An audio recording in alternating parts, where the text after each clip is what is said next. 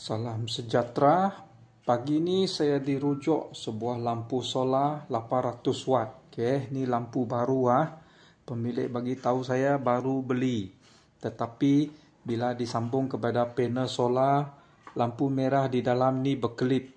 Namun bila bekalan diputuskan, lampu solar tidak menyala. So seperti biasa, saya potong belakang ni, nampak? Okey, lepas potong, nampak dalam tu ada 2 biji bateri. Bila saya periksa dengan mata kasar, saya dapati positif ni tidak disambung Okey, wire positif di sini.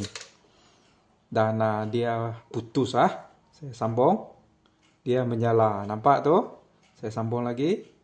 Okey, nampak lampu baru, wire tak sambung. Okey. Kalau anda ada masalah macam ni, bolehlah buka dan periksa. Selamat mencuba.